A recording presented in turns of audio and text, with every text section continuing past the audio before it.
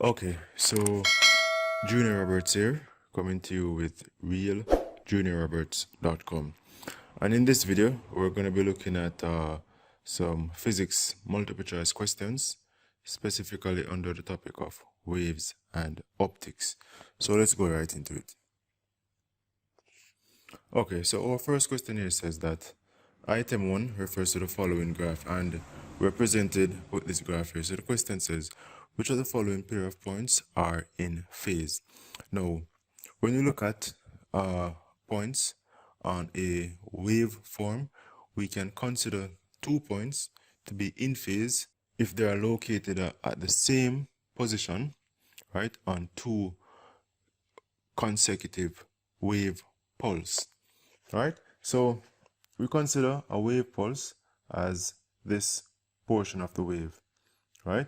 So we would have 2 consecutive wave pulses as this one right here and this one right here. So when we look at these 2 points here, points P and Y, we realize that they are the same position, right, on 2 consecutive wave pulses. Now, if we look at our answers, P and Y is not given as a solution. But however, if we look at points S and V, right, we realize that they are the same point, right, on 2 consecutive wave pulses. So therefore, for this question, our answer here would be C, S, and V. Right, so let's move on.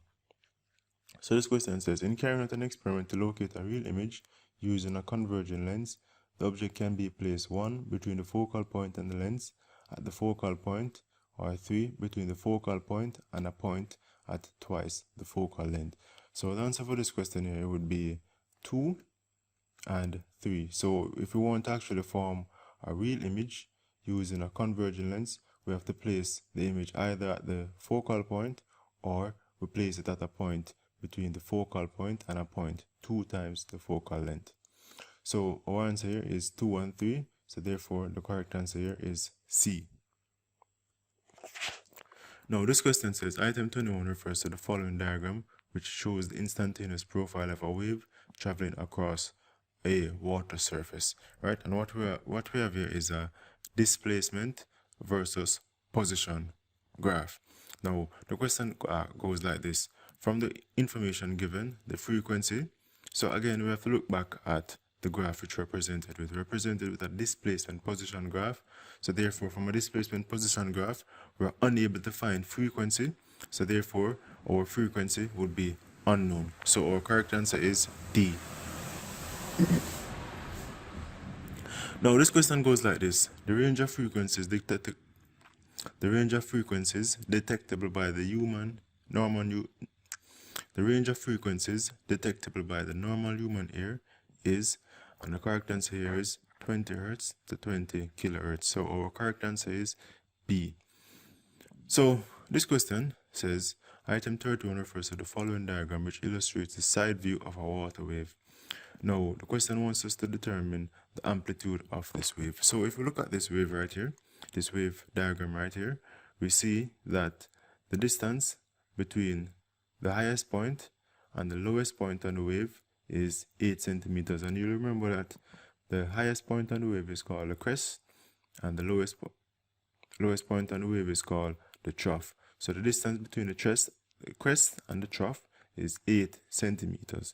Now we're asked to determine the amplitude. Now the amplitude is defined as the distance from the rest position to either the highest point on the wave or to the lowest point on the wave. So this rest position actually is between the crest and the trough, right? And we're told that the distance between the crest and the trough is 8 centimeters. So therefore, we can determine the amplitude, which is the distance from the rest position to the highest point on the wave, as 4 centimeters. So our correct answer is A, 4 centimeters. So this question here says, an object O is viewed in a plane mirror PQ, which is the following diagram correctly shows the formation of the image. Okay, so we have an image, well, we have an object O that is placed in front of a mirror, and an observer is actually looking at the image formed by that object in the plane mirror. Now, when we look at an object in a plane mirror, what happens is that the light actually travels from the object, right, to the plane mirror, right, and then to our eyes. So what we first have to do is actually identify which of the diagram illustrates light rays traveling from the object to the mirror and then into our eyes. So the only two options which showcases that is A and D. Now there's a next thing that we have to consider as it relates to the image formed in a plane mirror. Now the image formed in a plane mirror is at the same distance behind the mirror as the object is in front of the mirror. So if we look closely at A, we will see that the image distance, which is the distance from the image to the plane mirror, is the same as the object distance, which is the distance from the object to the plane mirror. So therefore, in this question, our correct answer would be A. Now this question here says, item 33 refers to the diagram, right? So the question goes, from the diagram, the refractive index of glass can be determined from the ratio, and we're given some options here. Now, for us to actually determine the refractive index, right, we have to consider Snell's law, right? And we can remember Snell's law as N, which stands for Snell's law, is equal to the sine of the angle of incidence divided by the sine of the angle of refraction. So now, this is our equation for Snell's law. Now, we're given some options right here. So, first of all, we know that N, refractive index, is equal to the sine of the angle of incidence divided by the sine of the angle of refraction. Now, the angle of incidence, right, is simply the angle formed by the incoming ray, right, and this imaginary normal, which is perpendicular to the surface right here. So, therefore, our angle of incidence would simply be here, right? Because angle of incidence again is the angle formed by the ray and the perpendicular normal. Now the angle of refraction now would simply be this angle here, which is the angle formed by the perpendicular normal and the refracted ray inside the medium. So this is our angle of refraction. So therefore, what we need to do is to simply take the sine of m, which in this case is our angle of incidence, and divide it by the sine of n. So therefore, our correct answer would be sine m divided by sine n, which is B. So we'll move on. So this question here says, Im, right, represents the image form. Well, first of all, the question says, item 34 refers to the following diagram, which represents an object OB standing on the axis of the convergent lens L. Now, the question says, Im represents the image formed and the lens is placed at the 30. The lens is placed at the 50 centimeter mark of a scale marked every 10 centimeter. And we're asked to find the focal length of the lens. So what we have is, we have a lens placed there at the 50 centimeter mark, and then the object is placed at the 30 centimeter mark. So therefore, this distance right here, from here to here, right, would be 20 centimeters, right? So the object distance is 20 centimeters. And also, the image formed is at the 110 centimeter mark. So therefore, the distance from the image to the lens would be this distance right here, and that is simply 60 centimeters. Now, we know from our lens equation, right, that 1 over f, right, is equal to 1 over u plus 1 over v. Right, where our equation says that 1 upon the focal length is equal to 1 upon the object distance plus 1 upon the image distance. So we know that the object distance, right, is 20 centimeters. So we'll have 1 upon 20 plus the image distance is 60 centimeters. So that's 1 upon 60, right? Now, if we first of all take the LCM of these two, right, LCM here would be 60. So we'll have, this would be 3. So we'll have 3 plus 1, right, which is 4 over 60, right? So what we're given is that 1 upon f is equal to 4 over 60. So therefore, f is equal to 60 divided by 4, which gives us an answer of 15 centimeters. meters. So therefore our correct answer here would be A. Right, and we'll move on. So this question here says a ray of white light enters a transparent glass prism. In which of the following diagram is the dispersion of light correctly illustrated? Now for this question, we have to pay keen attention, right, to the orientation of the light, right, as it emerges from the prism. Now when white light strikes a glass prism, right, it actually is dispersed, as the question is telling us. Now how the light rays are dispersed is similar to the color of the rainbows in the sequence Roy G. Biv, right? So we have red, orange, yellow, green, blue, indigo, and violet. So with that said, we realize that B and C also illustrate that scenario. Now, in terms of determining which of these is the correct answer, we have to look at how the light rays is refracted. So when light ray strikes a glass prism, it actually undergo double refraction, right? So light ray, when hitting the surface, will be refracted, right, based on the wavelength of the light, and then it will further be refracted when it strikes this portion. So therefore our correct answer is A. Now this question says, which of the following, well, which diagram best shows the path taken by a ray of light through a rectangular block? So when we have a rectangular block, right, we will have, let us say this is our normal, right, and we have air on the outside, and this is our rectangular block. Now when incoming ray of light actually strikes the glass block, right, we have light ray traveling from a less dense medium to a more optically dense medium. So what will happen is that we will have the light ray appearing to be bending toward the normal, right? So we'll have our light ray bending toward normal. So what we will encounter is a scenario that is depicted here, here, and here. Now, once that light ray has actually traveled within the medium, it will seek to exit, right, the medium on the opposite side. So as it exits the medium, it is moving from a more optically dense material to a less optically dense material. So what you will realize is that it will bend away from the normal, right? So it will bend away from the normal. So we'll have a situation similar to that. So, but there's also one thing that we have to consider, right? So it will bend away from the normal, right? But the incident ray and the emerging ray will all be parallel, right? So the only option that actually depicts that is in which we have the light ray striking the medium, bending toward the normal, and then bending away from the normal as it exits, and then we have both the incident ray and emerging ray in parallel is option C. So therefore our correct answer will be C.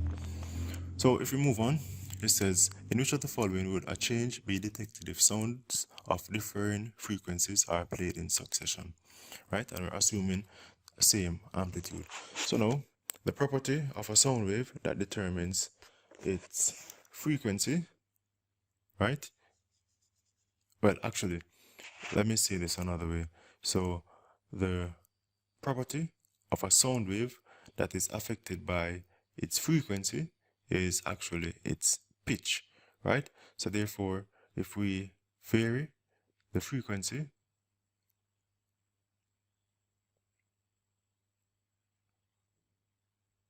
right, if we vary the frequency, right, we will observe a change in the pitch of the sound wave. So therefore our correct answer would be C. And we'll move on. So it says, which of the following electromagnetic waves has the shortest wavelength, right? So we know that gamma rays has the highest energy, right? So since gamma rays have the highest energy, right, they therefore will have the greatest frequency, right? And since they have the greatest frequency, right, they will also have the shortest wavelength. So our correct answer here is A. So we'll move on. So it says, which of the following is the correct relationship between the wavelength lambda speed v, and the frequency f of a wave. So we know that the expression that actually governs waves is actually given as v is equal to f times lambda, or we can just simply say v is equal to f lambda. So if we look at these, we see where we have lambda as a subject or f as a subject. So if we choose to actually rearrange this formula to make lambda the subject, right, we will get lambda is equal to v over f. So if we look, right, we are not seeing that, so therefore a will be out and d would be out. Now if we go on the other hand and make f the subject, we will get that f is equal to v divided by lambda. So therefore our correct answer here would be C. F is equal to v divided by lambda. So our correct answer here is C. So if we move on, it says which of the following waves are not transverse wave. So we know that a transverse wave, right, is a wave that actually propagates in such a way that the movement of the particles, right, are perpendicular to the direction of wave travel. So what we're saying is that we have the wave, right? Let us say this is our wave. The direction in which the wave is traveling would be this way, right? And the particles will be moving up and down, right? So a transverse wave is such that, as I said, the direction of the wave travel is actually perpendicular to the movement of the particles. Now, if we look at these options here, right, the only option that is not a transverse wave is a sound wave, C, because we know that a sound wave is a longitudinal wave, right? Now, all electromagnetic waves are transverse, which include light waves, right, and radio waves. And we know that water waves naturally are transverse because, as we know, the waves go up and down, which is the water molecules. However, the wave is traveling in and out, right? So our correct answer here is C, sound waves. Right, so let's move on. So this question says, which of the following statements about the wave shown in the diagram above is or are true? So again, we have option 1 says that points P, Q, and R are in phase. So let's take a look at that. We have P right here, Q and R, right, and they are not in phase. So this one is out. Now option 2 says points S and T are out of phase. So we have S right here and T, they are definitely out of phase, so 2 is correct. And this one says the wavelength of the wave is the distance PR. So P and R, right, is one wavelength apart, so this is also true. So therefore, the correct answer for this question would be D, 2 and 3. And we'll move on. So it says here, which of the following statements is true? So if you look at these options here, first of all, let's look at the two waveforms here. So we have wave P and wave Q right here. Now A says P is lower than Q, but Q has a higher pitch. Now if you look at P, right, P has the smaller amplitude, right? So therefore P will be quieter than Q. So A will be out. Now it says P is louder than Q and also has a higher pitch than Q. As we said before, P would be quieter than Q because of the difference in amplitude. So B is also out. So we're left with C and D. So Q, they said that Q is louder than P, but P has a higher pitch. So let's look at that. So Q is louder than P. That's true because Q has a greater amplitude than P. So Q definitely will be louder than P. Now in terms of the pitch, right, we had said earlier that the pitch is due to the frequency, right? Now P, right, has a higher frequency, so therefore it will have a higher pitch. So therefore C is actually true. So our correct answer here would be C. So we'll move on. This is which of the following events does not suggest that light travels in straight lines? So the only option that is correct here would be B, because in B what we're actually observing is the dispersion of light rays as they strike through water droplets in the air. So the correct answer here would be B. Now this question says the normal hearing range of a young person is about, this would be 20 hertz to 20 kilohertz, or 20 hertz to 20,000 hertz. So that's B. This question here says the lady views the image of a vase which is 0.25 meters in front of her. How far from her is the image of the vase?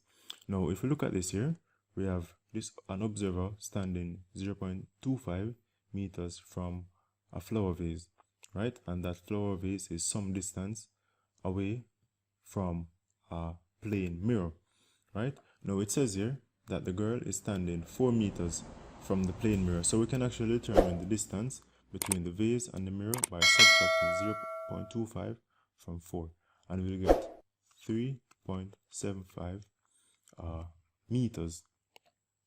Now, when the image of this vase is formed in the mirror, right, it will be the same distance as this object is from the mirror, right? So the image therefore will be formed 3.75 meters away from this plane mirror, right? So therefore, if we go ahead and actually determine the total distance, right, that the image of this object is behind the plane mirror to the observer, we will just simply add all these distances together. So if we add 3.75 and 3.75, we will get 7.5, right? And if we add 0.25, we get 7.75. So therefore, our correct answer here would be C, right? And we'll move on. So this question here says, if FL, well, it says item 37 refers to the following diagram, which represents a thin convergent lens L with a principal axis GL. And it says if FL is the focal length of the lens and GF equal FL, then where should an object be placed so as to produce a virtual magnified image? Now, in order for us to actually obtain a virtual magnifying image from this convergent lens, we have to place our object at a distance greater than 2 times the focal length, right? So therefore, what this means is that we'll have to place our object at a distance greater than G. So we'll have to place it to the left of G. So our correct answer here would be B. Right? And we'll move on here. So this says here, which of the following statements is not true for the image formed in a plane mirror? Right? So we know that image formed in a plane mirror is upright, right? So similar to you standing in front of your mirror when you're getting dressed, you are upright as you look in the mirror, right? The image is laterally inverted. That's true, right? So laterally inverted means the left becomes the right and the right becomes the left. Now C now says ray of light from the object pass through the corresponding points on the image. We're going to leave that for now and then let's look at D. So D says the image is the same distance behind the mirror as the object is in front. And this is true, right? So therefore, our only incorrect option, right, would be C. Now, if we move on, it says no. A ray of light in air strikes a glass block at an angle of incidence of 0 degrees. The light ray will be A, undeviated, B, totally reflected, C, refracted at 90 degrees to the normal, or D, refracted to an unknown angle. Now, since we have light ray that is incidented on a glass block at an angle of 0 degrees, right, what we will actually see happening is that light ray will pass through the glass block undeviated. So our correct answer here would be A. So we'll move on. It says here, sound waves propagated in a medium consist of, right? So since we're looking at sound waves, right, we know that sound waves will consist of a series of compressions, right, followed by a series of rarefactions, right? So for sound waves, right, we have a series of compressions and rarefactions. So therefore, correct answer here would be D. So we move on here. It says here, the object above shows the formation of an image by we have a lens camera, a pinhole camera, a telescope, or a magnifying glass. So if we look at the relationship between our object and our image, we realize that the object is much smaller than the image formed, right? So therefore, the only thing that we know that we'll be able to actually produce that is a magnifying glass. So the answer would be D, magnifying glass. And we'll move on here. So it says, item 30 refers to the following diagram in which two coherent light sources produce an interference pattern on a screen of bright and dark fringes. So the reason for the formation of the bright fringes is that A, these positions contain more light. The crests are larger than the trough along these lines. All crests and troughs are in phase along these points. All the crests and troughs are out of phase along these points. So the reason why we actually encounter these bright fringes, right, is because we have what is known as a constructive interference, right? So we have a constructive interference, right? And we'll encounter a constructive interference when we have waves that are traveling together in a coherent medium. Well, when we have coherent waves that are in phase. So if we have wave A and we have wave B, right?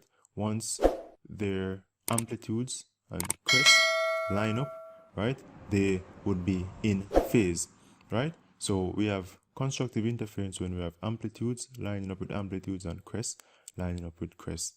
So the only option that actually indicates that is C, which says that all crests and troughs are in phase along these points. So the correct answer here is C. Well, the correct answer here would be C, right? So C is our correct answer. So we'll move on. So this here says, which row in the following table correctly compares X-rays and visible light? Now, X-rays, right, has high energy, right? And that's due to their high frequency, right? While visible light will have a lower frequency and a lower energy than X-rays. So our correct answer here would be B, right? Because if we look at other options, it says that X-rays are particles and visible light are waves. Now, if you remember Young's experiment, right, which actually indicated that Young's double slit experiment, which actually indicates that visible light can exist as both waves and also as particles, right? So that would make option A incorrect, right?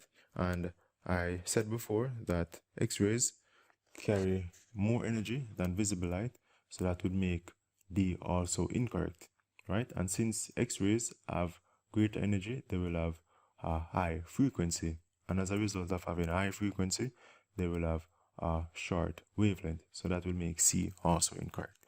So let's move on. So it says here, which of the following in the 20th century provided evidence that light has a wave nature, right? And we just made mention of that, and that is A, Young's double slit experiment. So we'll move on. So it says here, which of the following can produce a diminished virtual image of a real object? Now, the plane mirror, right? The image formed in a plane mirror is always same size as the object, right? So this one is out. Now, a divergent lens, right, will always produce a virtual image, right, that is diminished. So this one is true. So a convergent lens, right, will always produce a real image, right? So therefore, this one is also out. So our correct answer here would be B, 2 only. Now this question says, which of the following statements about sound is not correct, right? So it says sound travels more slowly than light. Sound does not travel through a vacuum. First of all, this is true.